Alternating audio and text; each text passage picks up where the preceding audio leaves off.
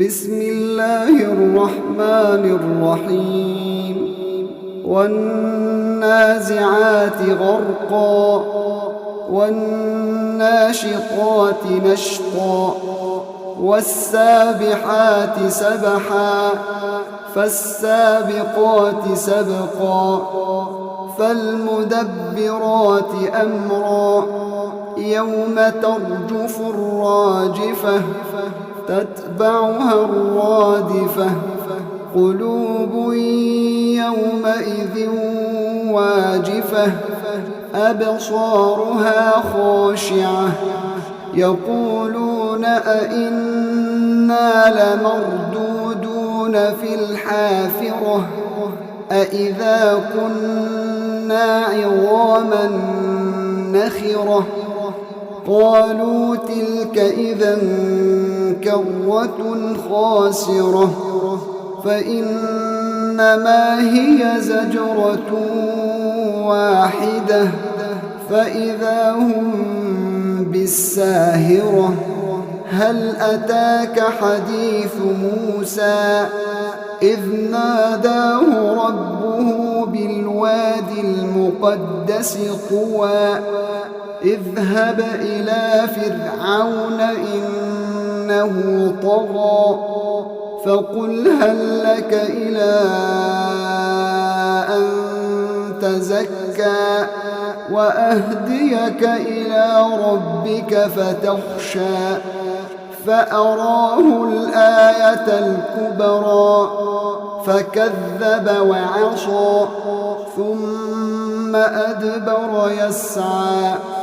فحشر فنادى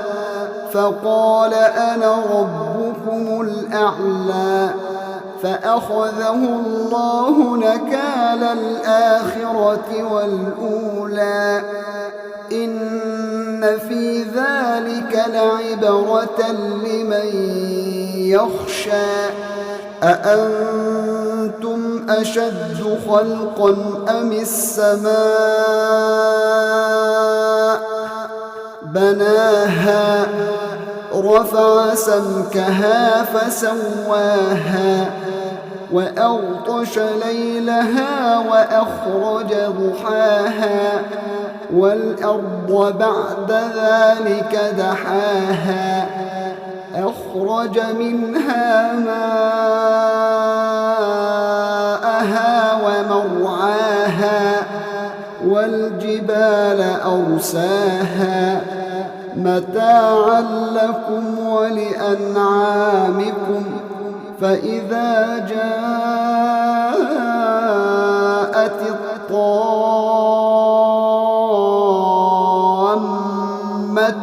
الكبرى يوم يتذكر الإنسان ما سعى وبرزت الجحيم لمن يرى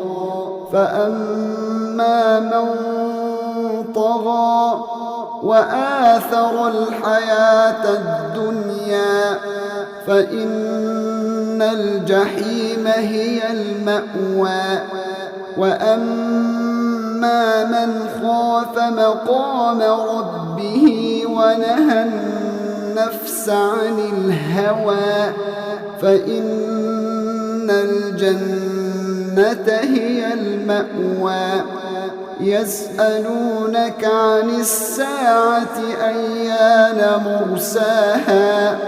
فيم أنت من ذكراها إلى ربك منتهاها إنما أنت منذر من يخشاها كأنهم يوم يرونها لم يلبثوا